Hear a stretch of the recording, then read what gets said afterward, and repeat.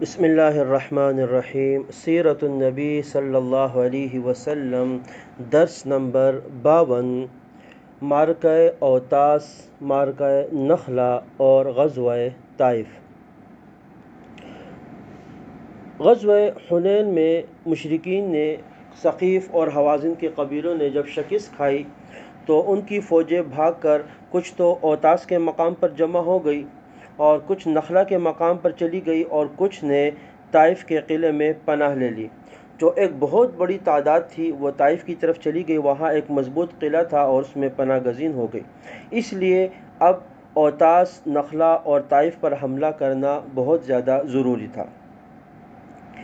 نبی اکرم صلی اللہ علیہ وسلم نے حضرت ابو موسیٰ اشعری رضی اللہ تعالی عنہ کے چچا ابو عامر اشعری کی سربراہی میں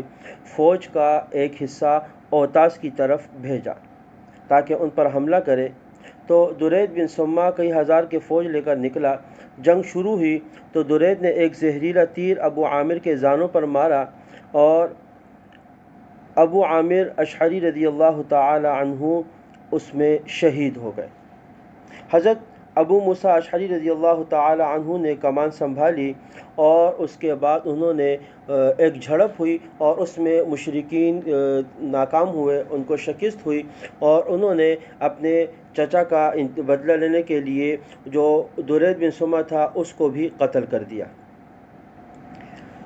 اسی طریقے سے مسلمانوں کی ایک دوسری جماعت جو ہے وہ نخلا کی طرف روانہ ہوئی اور وہاں پر پہنچ کر انہوں نے مشرکین کا تعاقب کیا، اور بعض سیرت کی کتابوں میں یہ بھی لکھا ہوا ہے کہ درید بن سما کو نخلا مقام پر پکڑا گیا اور وہاں پر اس کو قتل کیا گیا۔ غرض جو بنو ثقیف اور حوازن کے دو دستے جو حنین سے بھاگے تھے، ایک اوتاس کے مقام پر اور ایک نخلا کے مقام پر، ان دونوں کو شکست دے دی گئی اور ان سے ایک بہت بڑا مال غنیمت مسلمانوں کو حاصل ہوا۔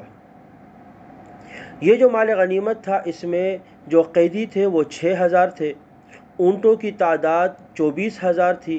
بکریوں کی تعداد 40000 تھی اور چاندی 4000 اوقیہ مسلمانوں کو حاصل ہوئی۔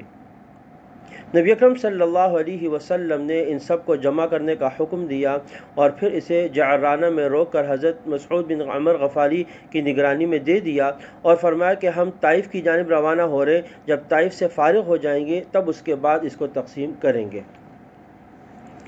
یہ جو جنگی قیدی آئے تھے، ان جنگی قیدیوں میں نبی اکرم صلی اللہ علیہ وسلم کی رضاعی بہن حضرت شیمہ بھی تھی، حضرت حلیمہ سعدیہ رضی اللہ تعالی عنہا کی بیٹی۔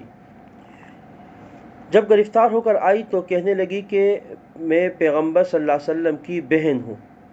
لوگ تصدیق کرنے کے لیے نبی اکرم صلی اللہ علیہ وسلم کے پاس لائے، آپ نے پہچان لیا اور نرمی کے ساتھ گفتگو کی۔ آپ صلی اللہ علیہ وسلم کی آنکھیں نم ہو گئیں اور آپ نے اپنی چادر مبارک ان کے لیے بچھائی، پھر کچھ اونٹ اور بکریاں دے کر فرمایا کہ تم آزاد ہو،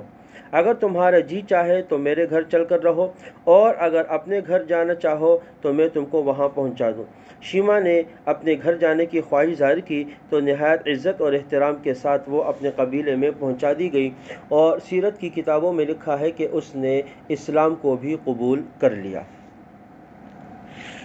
اس کے بعد نبی اکرم صلی اللہ علیہ وسلم نے طائف کا رخ فرمایا، طائف کی جانب، اور چونکہ وہاں ایک بہت بڑا قلعہ تھا اور اس میں وہ محصور تھے تو رسول اللہ صلی اللہ علیہ وسلم اس طرف گئے تاکہ اس کو بھی فتح کر سکے، اور یہ شوال سن 8 ہجری تھا جب آپ صلی اللہ علیہ وسلم نے طائف کا قصد کیا۔ اس کو انشاءاللہ تعالی اگلے درس میں ذکر کیا جائے گا۔ وآخر دعوانا ان الحمد للہ رب العالمین۔